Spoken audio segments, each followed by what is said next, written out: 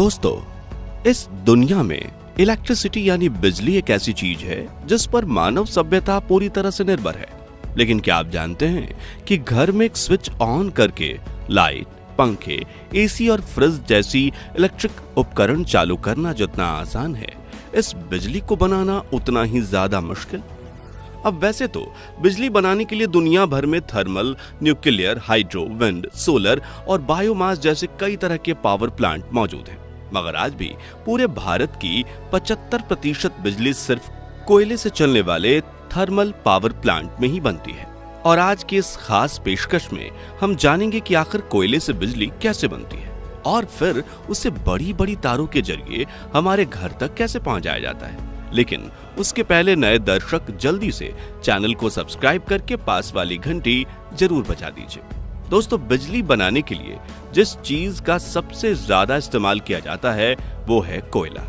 और भारत सरकार के कोयला मंत्रालय के मुताबिक देश में 75% बिजली का उत्पादन कोयले से चलने वाले पावर प्लांट से ही होता है। इन पावर प्लांट्स के लिए एक बड़ी जगह की जरूरत होती है जहां पानी की आपूर्ति के लिए एक रिजर्वायर भी बनाया जा सके। इसलिए भारत में ज्यादातर पावर प्लांट्स नदी के किनारे ही बने हुए हैं। ये प्लांट्स आमतौर पर 2 से 3 किलोमीटर के एरिया में फैले रहते हैं, जिनका आधे से ज्यादा हिस्सा कोयले ही घेर लेते हैं। लेकिन इस कोयले को इतना ज्यादा अहमियत क्यों दी जाती है, आइए विस्तार से समझते हैं। दोस्तों, 1000 मेगावाट का कोल प्लांट एक दिन में 9000 टन से भी ज्यादा कोयले का इस्तेमाल करता है। यानी कि अगर एक मालगाड़ी में 100 टन कोयले के 90 डब्बे हैं तो उस पूरी मालगाड़ी का इस्तेमाल एक ही दिन में हो जाएगा। यानी कि एक साल के लिए कोयले से भरी 365 ट्रेन की जरूरत होगी। वहीं बड़े पावर प्लांट के लिए इससे भी ज्यादा कोयले की जरूरत पड़ती है। अब बिजली बनाने के लिए बॉयलर से लेकर टरबाइन और जनरेटर तक कई बड़े बड़े उपकरणों को चलाने की जरूरत पड़ती है, जिन्हें चालू करने में ही कई घंटे लग जाते हैं। ऐसे में कोयले से चलने वाला पावर प्लांट 24 घंटे काम करता रहे तो ही सस्ते में बिजली बन सकती है। इसी वजह से प्लांट के बड़े हिस्से में सिर्फ कोयले का स्टोरेज बनाया जाता है ताकि कभी कोयले की कमी ना आ सके।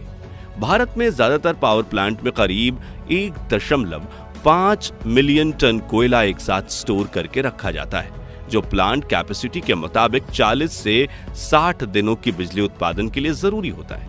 अब इस कोयले को यहाँ वहां नहीं तो फेंका जा सकता, इसलिए इन्हें स्टोर करने के लिए अलग से कोल यार्ड बनाया जाता है। जब मालगाड़ियां पावर प्लांट्स के बेशकीमती खजाने यानी कोयले को लेकर प्लांट में पहुंचती हैं तो एक एक करके सभी डब्बे को अलग किया जाता है और पानी के फव्वारों के नीचे से गुजारा जाता है, जिससे कोयला थोड़ा गीला हो जाता है ताकि जब आगे डिब्बों को पलटने की बारी आए तो डस्ट ना उड़े। इसे प्री वेटिंग प्रक्रिया के नाम से भी जाना जाता है। यहाँ बता दें कि डस्ट ना उड़े, इसी वजह से प्लांट में स्टोर हुए कोयले को रोजाना भिगोया जाता है। खैर, अब गीले कोयले वाले उन सभी डिब्बों को बारी बारी से एक निर्धारित जगह पर लाया जाता है, जहाँ एक मशीन उन्हें उठाकर पूरा ही पलट देती है, जिससे उन डब्बों का सारा कोयला कोल यार्ड में नीचे लगातार घूम रहे कन्वेयर बेल्ट पर गिरता रहता है, जो इन्हें आगे ले जाकर स्टोरेज में पटक देते हैं। रेलगाड़ियों के डब्बों को खाली करने वाली इस मशीन को वैगन टिपलर के नाम से जाना जाता है। अब इस कोयले को फिर से कन्वेयर बेल्ट की मदद से जरूरत के अनुसार बाउल मशीन में भेजा जाता है, जो इन छोटे मोटे पत्थरों के रूप में एक दूसरे से चिपके कोयले को क्रश करके पाउडर का रूप दे देती है। जी हाँ, ये वही चारकोल पाउडर होता है जो बड़ी बड़ी कंपनियां साफ सूफ करके मार्केट में ब्यूटी प्रोडक्ट्स के रूप में बेचती हैं। कोयले को पाउडर में बदलने से इनका सरफेस एरिया बढ़ जाता है, अशुद्धियां अलग करने में सहायता मिलती है और पाउडर फॉर्म में ये ज्यादा अच्छे से जल पाता है।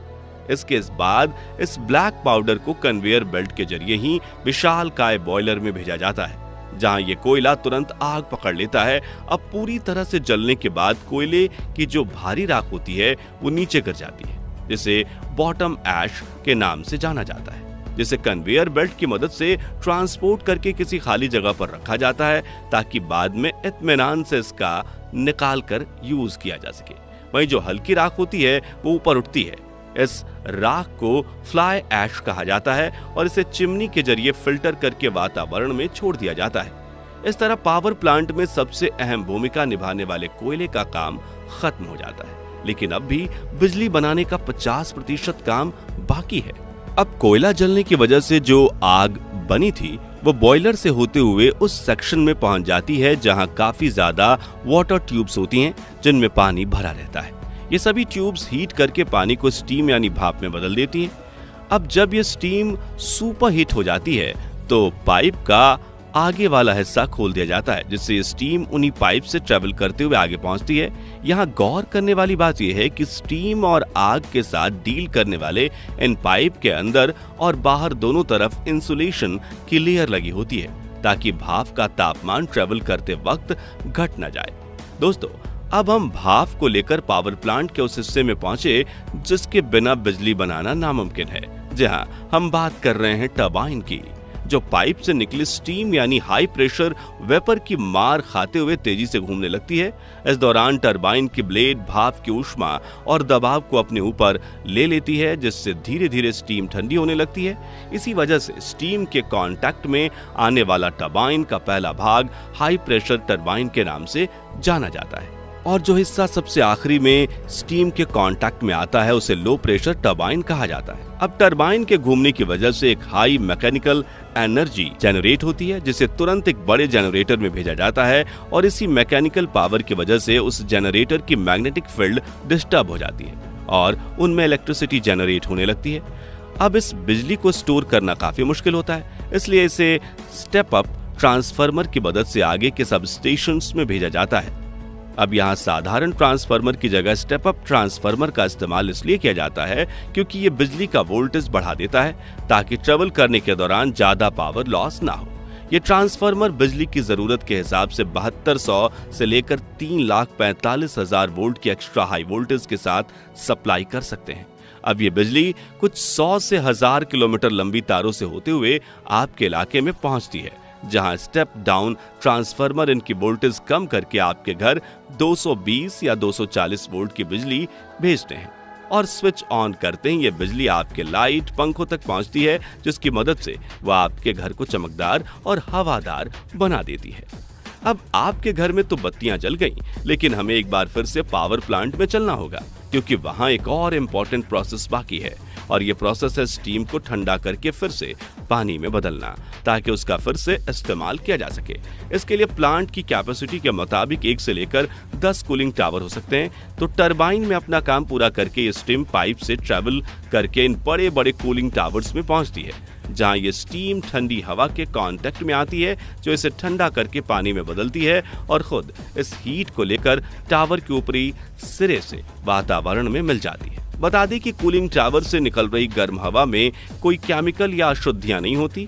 इस तरह कोयले से बिजली बनने की प्रक्रिया खत्म होती है। हालांकि यह प्रोसेस सुनने में जितना आसान है, असल में उतना ही मुश्किल है क्योंकि बॉयलर में जलती हुई आग से लेकर सुपर हीट स्टीम को संभालना काफी बड़ा चैलेंज है और यहाँ एक छोटी सी गलती भी पूरे पावर प्लांट को तबाह कर सकती है। तो दोस्तों, आज के लिए बस इतना ही।